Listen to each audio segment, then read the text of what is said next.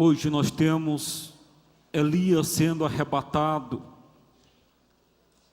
Elias não passa pela morte, mas vai ser arrebatado, segundo a palavra de hoje. Quando o Senhor quiser arrebatar Elias ao céu, diz a palavra, aliás, a leitura é essa. Cadê a leitura? Quando o Senhor quis arrebatar Elias ao céu, no Redemoim, Elias e Eliseu partiram, foram pelo caminho, passando pelo deserto e entrando e passando por Jericó. Eles saíram, passaram pelo Rio Jordão, e Eliseu faz um pedido para Elias. Eliseu sabe que Elias está para ser arrebatado da sua frente e da sua vista. Então ele diz: pela vida do Senhor e pela tua, eu não te deixarei, diz o profeta. Diz o profeta para Elias. É verdade que são dois profetas, só que Eliseu é discípulo de Elias. Ele sabe que Elias está para ser arrebatado, então Elias não quer que ele vá com ele por esse caminho. Mas ele diz: pela vida do Senhor, teu Deus e meu, eu não te deixo. Não posso te deixar. E partir os dois juntos. Então 50 dos filhos dos profetas seguiram, ficaram parados à parte, certa distância, para ver o que ia acontecer com os dois. Chegaram à beira do Jordão, Elias tomou então o seu manto, enrolou, bateu com ele nas águas, que se dividiram, para os dois passar a pé enxuto. Se dividiram para os dois lados, e os dois passaram a pé enxuto. Aplauda isso. Elias sabe que vai ser arrebatado, então diz para os seus discípulos, para o seu discípulo: pede o que queres que eu te faça antes de ser arrebatado da tua presença. E Eliseu disse: que me seja dado uma dupla porção do teu espírito. Pode aplaudir esse pedido. Eu quero uma porção do teu espírito. Este espírito que está em ti, este espírito que ressuscita os mortos. Elias havia vencido 450 falsos profetas de Baal e passado todos eles ao fio da espada. Elias fecha o céu, ora para que não chova, porque ele quer se vingar, ele quer que o rei Acabe volte a adorar o Senhor, porque ele havia se desviado. E durante 3 anos e 6 meses não choveu em Israel, até que Elias pediu para chover. E Deus disse para Elias: vai para a corrente, vai para a fonte que está ao norte, porque ordenei os corvos que te dê comida. Elias foi. 2 vezes ao dia os corvos traziam comida para o profeta. Não era um banquete assim tão maravilhoso, mas era suficiente para ele não morrer de fome. Os corvos comiam tudo que estava na frente, e comida de corvo, você já sabe, não é picanha, não é rabada, não é filé e nem é bacalhau, é o que aparece na frente, lagarto, cobra. Eles comiam e depois vinha e vomitava aquela sopa maravilhosa, quentinha, e o profeta comia e bebia água, até que a fonte secou. E quando a fonte secou, o Senhor diz: agora eu ordenei uma viúva que te dê alimento. Ele vai para a casa dessa viúva, e quando chega lá, ela está juntando um pouco de graveto, e ele percebe que essa é a viúva. E ele diz: vai pegar um pouco de água para mim. E ela ia saindo. Ele diz: e na outra mão me traz um pão. E ela se volta para o profeta e diz: eu juro pela vida do Senhor teu Deus, que na minha casa não tem nada, a não ser um punhado de farinha na culha e um pouco de óleo. Estou preparando aqui, vou preparar a última refeição para mim e para o meu filho, e depois vamos esperar a morte. E ela sabia que ia morrer, era a última refeição, um pouco de farinha, um punhado de farinha, um pouquinho de óleo que estava no vaso. E o profeta diz: vai, faz como eu te disse, porque está escrito na palavra do Senhor, que a farinha jamais vai acabar, e nem o óleo vai secar, e durante 6 meses comeram desse alimento. Pode aplaudir isso. Está escrito, diz ele, está na palavra, diz ele. Elias ressuscita o filho dessa viúva, e Elias, esse homem de fogo, esse homem, o maior profeta de Israel, é Elias. Esse homem que acredita no Senhor, que faz a vontade do Senhor, que não tem medo de nada. Ele é o carro, como vai dizer Eliseu. Tu és o carro de Israel, tu és o carro de fogo de Israel. Tu és esse carro que só anda porque tu anda. Hoje ele é arrebatado. Ele é arrebatado e o seu discípulo Eliseu pede uma porção do seu espírito. E Deus dá. Elias vai dizer: o que está me pedindo é difícil demais. Tu pede uma coisa muito difícil. Se me vires, quando me arrebatares da tua presença, isso te será concedido, caso contrário, isso não te será dado. E aconteceu que quando andavam e conversavam, um carro de fogo e cavalo de fogo o separaram um do outro, e Elias subiu ao céu num redemoinho. Aplauda isso. Não morreu, não passou pelo processo da morte. Eliseu viu e gritava: meu pai, carro de Israel, o seu condutor. Depois não viu mais nada. Pegou o manto que Elias deixou cair, voltou para Jericó, dividindo também as águas do Jordão. E esse homem se tornou-se outro grande profeta de Deus em Israel.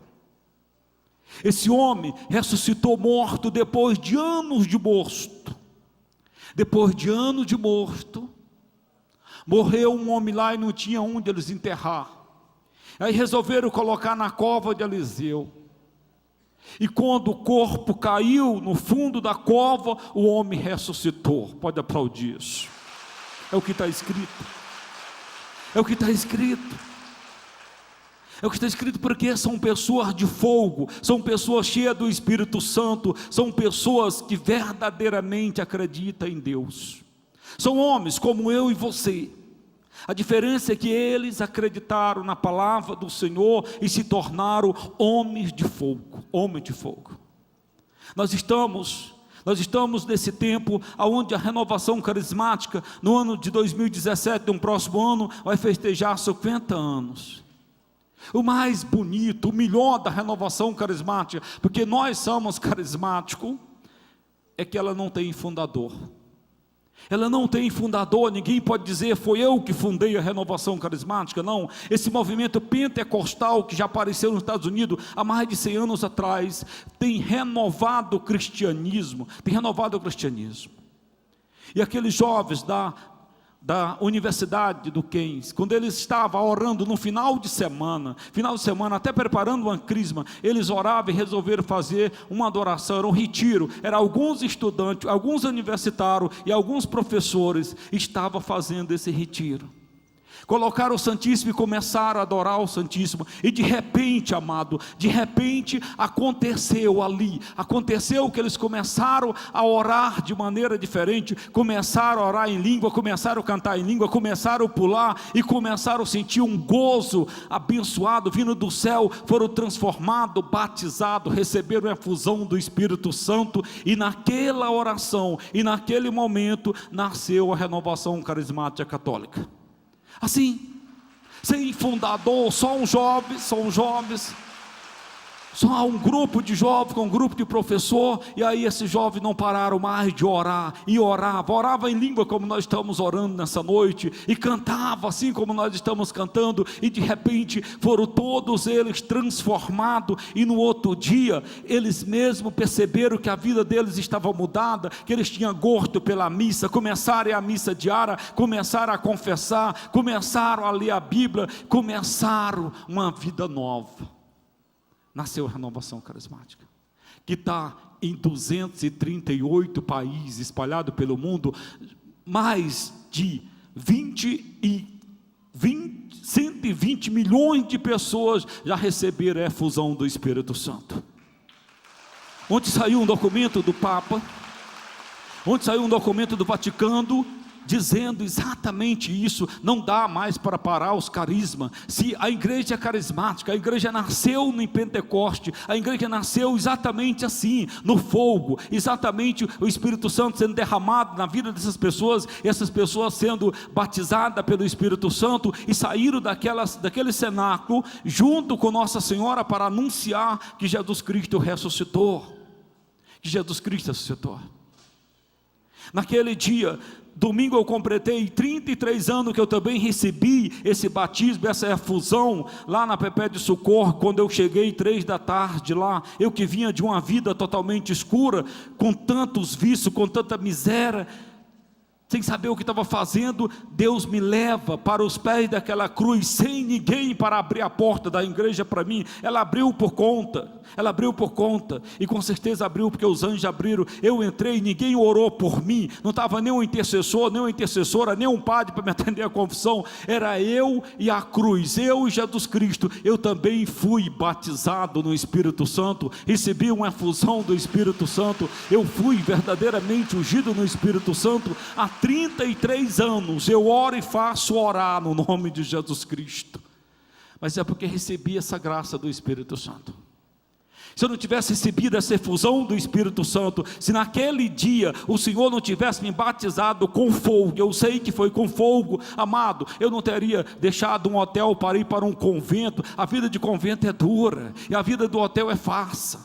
É uma mudança muito grande você sair de um hotel e ir para um convento, e principalmente aos 23 anos, 22 anos, começar a aprender as primeiras letras. Foi o que aconteceu comigo.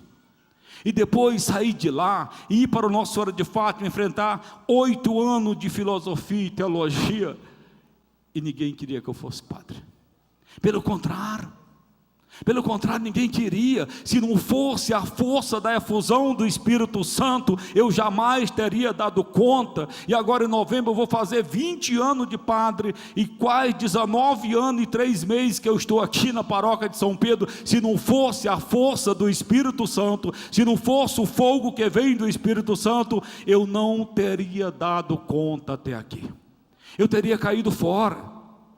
Vocês olham e chegam aqui, tudo é belo, tudo é maravilhoso, e vocês vêm e cantam com Salvador, e sai abençoado, e sai cheio do Espírito Santo, sai liberto, sai curado, volta 8 dias depois, um mês depois, um ano depois. Mas o fato é que vocês não têm os problemas da paróquia de São Pedro, vocês não têm a dificuldade da paróquia de São Pedro, vocês não sabem da paróquia de São Pedro, vocês não sabem. A menor paróquia de Brasília, essa é a menor, ela começa no muro dessa escola e termina no BRB aqui. É só essa tirinha, Eu vejo o padre me dizendo: a minha paróquia tem 30 mil pessoas, 40 mil pessoas. Eu digo: a minha não tem ninguém, E a maior parte dessas pessoas não são católicas, a maior parte. Agora eu te digo, em Brasília vai demorar a ter outra paróquia de fogo como a São Pedro. Não tem mesmo, porque nós vivemos na efusão do Espírito Santo, nós vivemos disso, o nosso jeito de ser, o nosso jeito de cantar, o nosso jeito de escrever, o nosso jeito. Lê o meu livro, Os Milagres que eu vi, que tu vai entender isso. Escuta o CD que eles acabaram de gravar, que tu vai ver isso. O nosso trabalho é esse, o nosso trabalho é renascido em Pentecoste, é da chama mesmo. Vem de lá do profeta Elias, vem de Eliseu, que ressuscita os mortos anos depois que morreu. É assim que nós temos que ser, cheio do Espírito Santo, Se você não tiver o Espírito Santo, você não vai ter força para ser católico.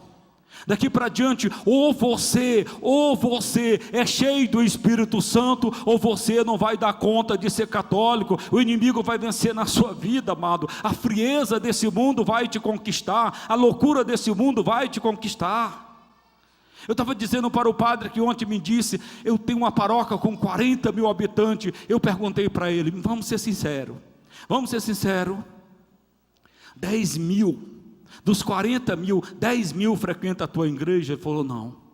Eu falei, 5 mil frequenta as tuas missas do domingo? Você está doido? Não. Quantos mil frequenta? Ele disse, eu acho que umas 1000. Não adianta dizer, eu tenho uma paróquia com 40 mil habitantes e 40 mil católicos, se só tem 1000 participando, e esses 1000 são mais gelados do que a tua geladeira. Não adianta. Você tem que ter hoje comunidade de fogo. Se você tem uma comunidade verdadeiramente renovada, na unção do Espírito Santo, no batido do Espírito Santo, voltando para a espiritualidade de Pentecoste, meu filho, cai 1000 à tua direita, 10 mil à tua esquerda, e nada vai te atingir, É isso que o profeta está pregando hoje, é isso que o profeta está falando hoje. Nesses dias que nós estávamos preparando o Pentecoste, um mês atrás, eu acho que um mês atrás a gente estava terminando o Pentecoste. Quantas pessoas me disseram, padre, esse ano não tem jeito. Esse ano eu fui abandonado por todo, graças a Deus. Ano passado a gente vendeu 4.500 camisetas, essa do contribuinte, esse ano foi só 2.000. Ano passado um monte de empresário queria colocar o nome, e queria que eu falasse o nome lá, e queria me ajudar. Esse ano nem eu dizendo, eu falo o nome da tua empresa, não quero, padre. Esse ano todos nos abandonaram, mas esse ano, pelo poder da oração, pela promessa de Jesus Cristo, nós vimos a glória de Deus, Um dos primeiros anos que eu termino o Pentecoste, e pago todas as dívidas, graças a Deus, não fiquei devendo nenhuma cibazol para ninguém, no nome de Jesus Cristo, no poder de Jesus Cristo. Promessa de Deus, Deus prometeu e Deus cumpriu. Eu acho que o milagre aconteceu, eu tenho certeza que o milagre aconteceu.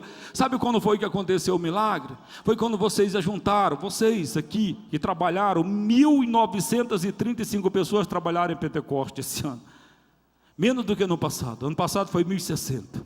Mas o milagre aconteceu quando vocês ajuntaram. Muitos de vocês me disseram, o coordenador me disse, padre, sexta-feira eles me falaram isso, sábado de manhã eles falaram isso, as sacolas vieram todas vazias, sacolinha vermelha, amarela, branca, que passaram junto daquele povo, voltaram todas vazias. Mas eu te digo uma coisa, o milagre aconteceu, quando eles terminaram de colocar naquele carro as sacolas vazias, elas chegaram aqui cheias no nome de Jesus Cristo, e eu paguei as dívidas, graças a Deus. Nós temos que ser verdadeiramente homens de fogo. Jesus disse, eu vim para colocar fogo no mundo, e como gostaria que esse fogo tivesse aceso. E como gostaria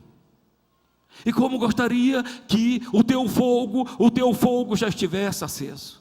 Como o Senhor gostaria que o teu terço fosse orado mesmo na chama do Espírito Santo. Como o Senhor gostaria que o teu Pai Nosso fosse verdadeiramente explosão do Espírito Santo. Como o Senhor gostaria que o teu jejum fosse uma expressão de Pentecoste. Como o Senhor gostaria que fosse assim. Como o Senhor gostaria que tu fosse cheio, transbordante do Espírito Santo. O Senhor quer que você ore em língua, o Senhor quer que você profetize, o Senhor quer te dar o dom de cura, de libertação, de ciência, de sabedoria. O Senhor quer te dar todos os dons, o Senhor quer te dar os dons. O Senhor quer que você seja como Santa Teresinha, que dizia, eu não tenho medo do demônio, o demônio é que tem medo de mim, o demônio treme quando me vê, porque quando via Santa Teresinha, via a Santíssima Trindade nela, uma mulher cheia do Espírito Santo, cheia, amado, e é isso Deus quer que sejamos cheios do Espírito Santo. Deus quer, a promessa dele é essa: recebereis o Espírito Santo e sereis as minhas. É isso que o Senhor quer. E é isso que aconteceu com esses dois profetas, esses dois homens de fogo. Eliseu ia fazer uma refeição, era uma sopa. Ele mandou pegar lá na horta umas plantas para fazer uma sopa lá. E aí pegaram todas as plantas venenosas e fizeram uma sopa. E quando já estava para comer a sopa, alguém gritou dizendo: pro homem de Deus, a morte está na panela. Eu acho até engraçado essa passagem. Homem de Deus, a morte está na panela. Eu sei que muitos de vocês cozinham assim, colocando a morte na panela. Quem come falta morrer. Sabe o que ele faz? Ele só dá uma benção na sopa e diz: vamos comer. E nada acontece, pode aplaudir isso. Mas Paulo também faz a mesma coisa. Lembra que São Paulo está numa ilha, indo para Roma. O barco afundou, vão para uma ilha, e lá uma serpente, quando ele vai pegar alguns gravetos para fazer um fogo, alguma lenha para fazer um fogo, uma serpente morde ele, e os moradores ficaram esperando que ele caísse. Eles ficaram dizendo: ele não vai ficar um minuto mais em pé, e ele simplesmente jogou a cobra, e deu uma benção, e está vivo. Está vivo, morreu há 2 anos atrás, mas está vivo no nosso meio e no nosso coração, nos ensinando a crer em Jesus Cristo. A crer em Jesus Cristo. E são pessoas que acreditam plenamente em Deus, confia em Deus, espera em Deus. Nós não podemos mais ter uma fé morta. Nós não podemos ter mais uma fé fria, não podemos. Eu te garanto, e eu profetizo isso: quem ficar na igreja, vai ficar porque verdadeiramente é ungido no Espírito Santo. Daqui para diante, quem ficar é porque tem o Espírito Santo, porque se abriu para o Espírito Santo, porque está cheio do Espírito Santo. Nós não vamos aguentar as tentações, nós não vamos aguentar as provocações, nós não vamos aguentar nada. Se você não tem o Espírito Santo, você vai sair, porque o mundo vai perseguir a igreja. Em 2017, vai fazer 100 anos que Nossa Senhora apareceu em Fátima. Mas vai fazer 100 anos que o Papa Leão teve uma visão com Satanás no túmulo de Jesus Cristo, pedindo 100 anos para acabar a igreja. Ele tem essa visão. No ano de 2017 vai fazer 100 anos dessa visão. A igreja sabe disso. A Europa inteira já não reza, já não vai na igreja. Os Estados Unidos inteiro só pensa no material. Muitos países da América Latina, tem uma fé morta, uma fé de tradição, e o Brasil está chegando isso. Por isso que eu te garanto, quem ficar na igreja, vai ficar porque é um homem ou uma mulher de fogo, que Satanás não vai poder com você, que Satanás não vai ter poder nenhum para te tirar. Pelo contrário, ele vai fugir de você, Está acontecendo. O exemplo que eu estou te dando dessa paróquia que o padre me disse que tem 40 mil habitantes e somente 1.500, no máximo 1.500 frequenta a paróquia. O Nordeste inteiro não reza. Nós já sabemos disso. As igrejas do Nordeste estão todas vazias, com meia dúzia de velhinha escorada numa bengala. Só. Brasília está do mesmo jeito. Brasília é uma cidade de uma promessa de Deus para Brasília. Essa é a capital do Espírito Santo, sonho de Dom Bosco, e graças a Deus nós temos um resto ainda, e esse resto vai ficar bem menor do que isso. Vai ficar. São Paulo já profetizava: vai chegar um tempo que os homens não aguentarão a sã doutrina. Vai chegar um tempo. Esse tempo chegou. O que se aplaude hoje, amado, não vamos ser bobo não. Um mês atrás eu terminei Pentecoste, deu mais de 3 milhões de pessoas no Tágua Parque. Nós não somos bobos, nós sabemos contar também, sabemos a metragem também. E o jornal colocou lá embaixo, A imprensa colocou como se tivesse somente 100 mil pessoas no decorrer da semana, e na outra semana teve a parada gay, que não tinha 1 milhão, colocaram 3 milhões, em todos os jornais do mundo, em todos os jornais do mundo. Promove-se o pecado e acaba consagrado. É isso que está acontecendo, e acaba consagrado. Fique esperto. Vigia a ti mesmo, vigia, sustenta a tua chama, como diz São Paulo a Timóteo. Ele diz a Timóteo: irmão, eu te conjuro, se mantém firme, vigia a ti mesmo e mantenha a tua chama. Não deixa apagar a tua chama de jeito nenhum.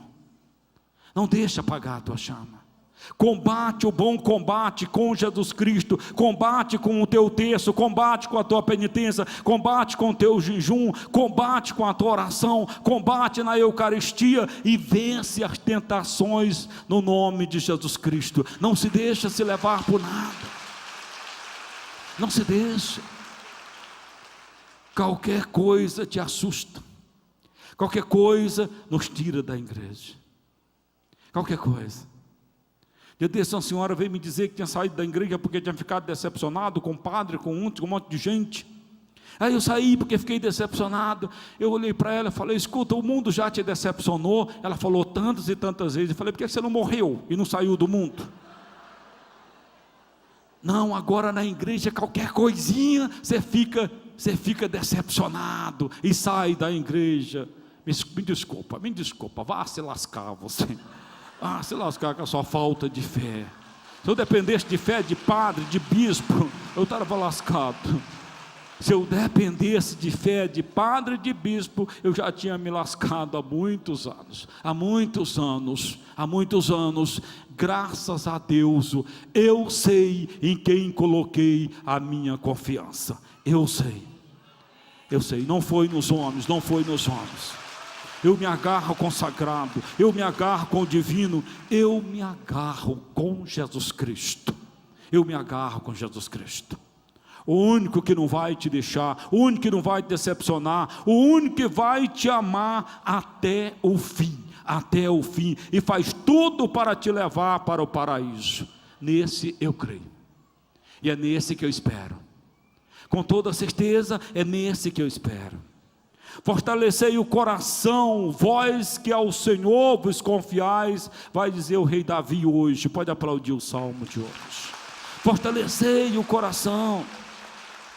Como é grande o Senhor, a vossa bondade, que reservaste para aqueles que vos temem, para aqueles que em vós se refugia, mostrando assim o vosso amor perante os homens.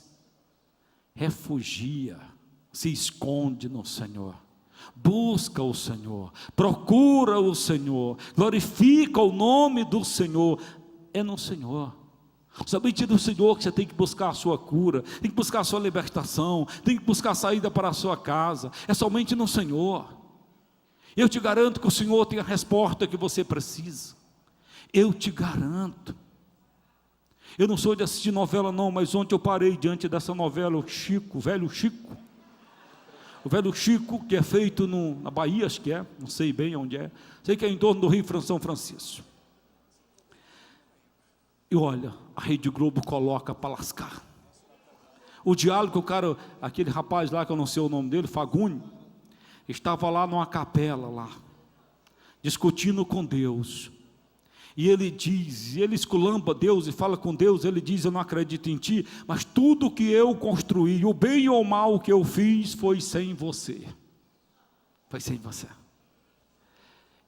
Eu me assustei com aquele diálogo.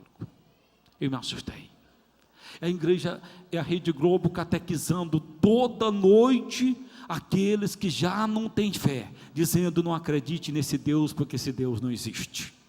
É isso. Todas as noites ela faz isso.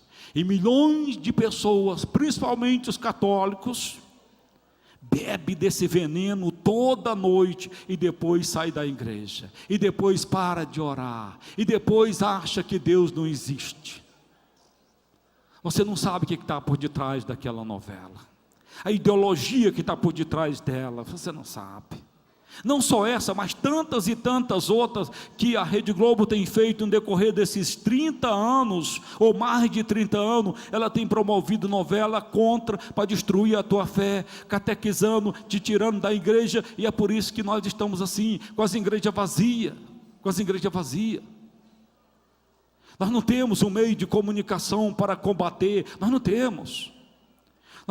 Quando o pastor Edir Macedo comprou aquela igreja, a Record, eu era seminarista, comprou por 45 milhões de dólares, parece, e eu fiquei até empolgado. Eu disse, graças a Deus, mesmo que seja uma seita, mesmo que seja essa daí, pelo menos vai pregar a palavra. E hoje eu vejo ela pior do que as outras. Cadê a evangelização? Nós temos aqui a Rede Vida de televisão, que é boa, que pega na Amazônia inteira. A Rede Globo não entra na Amazônia, essa Rede Vida entra na Amazônia, mas qual é a evangelização que eles fazem? Se você for ligar agora, eles estão transmitindo o jogo da terceira divisão, ou então as mulheres vendendo joia. Qual o pobre que vai comprar uma joia daquela? Nada. Aí tem o padre Eduardo, que não tem dinheiro para colocar ela em primeiro lugar, e também a catequese que eles dão lá tão fraquinha. Eu gosto muito do padre Eduardo.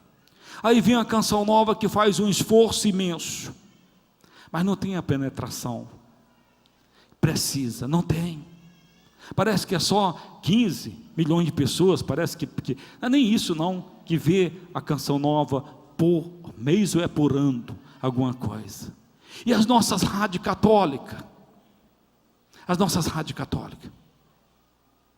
quem pega a Rádio Nova Aliança aqui em Taguatinga? Eu tentei pegar, é uma chiadeira pior do que a panela de pressão da minha irmã. É o que vocês estão pensando, amada. São profeta diz, é difícil o que tu está me pedindo, mas tu vai receber, porque tu acredita, e recebe o Espírito Santo de Deus.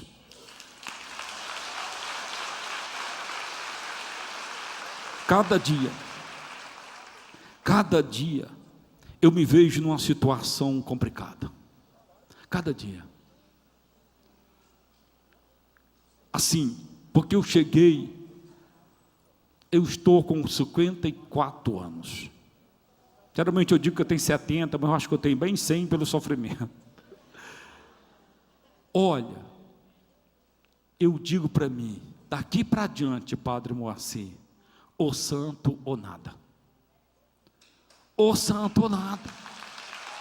daqui para adiante. Olha, amado, eu estou falando de mim para que você olhe também no espelho.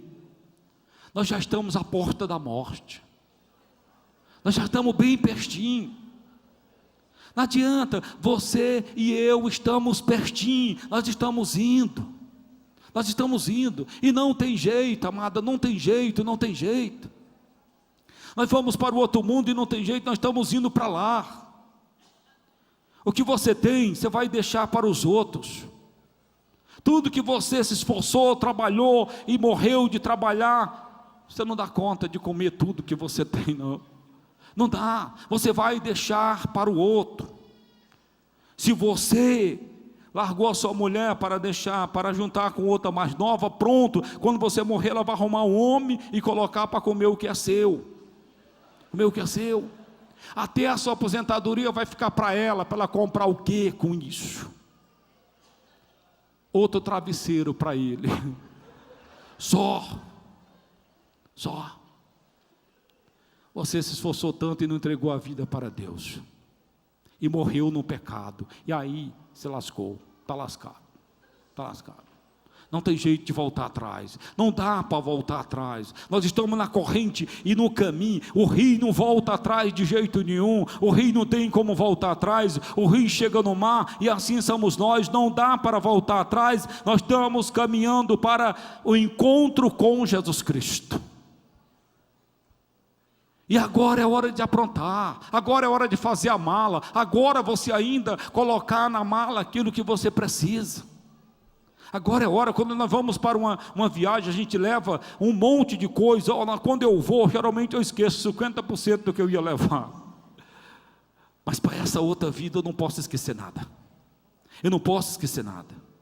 Quando você vai para outro país, você tira passaporte, você tira um visto, você se prepara. Agora para ir para o céu nós queremos ir assim, do jeito que nós estamos, todo sujo, todo arrebentado, todo lascado, amancebado. Nós queremos ir dessa maneira.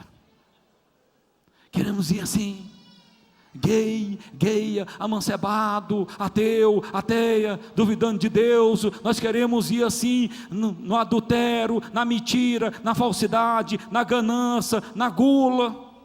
Nós estamos indo. Toma banho antes de chegar lá, veste a roupa do Senhor, troca. De primeiro se falava, essa é roupa de missa.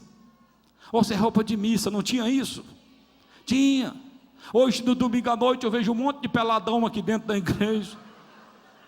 Mas de igreja eu vejo umas mulheres peladona, um seio horrível, umas coisas horríveis, uns homens com as pernas cabeludas, horrível, vem de bermuda, vem para cá como se aqui fosse uma praia. Cadê a roupa de missa? Mas o interior revela o teu exterior. Se o teu interior está acabado, está morto, o teu corpo vai estar assim. Temos que preparar para ir para a casa do Senhor. Para ir para a casa do Senhor. E é interessante, para ir para um boteco, para ir para uma boate, para ir para uma zona, a gente coloca o nosso melhor perfume. A gente se prepara todo.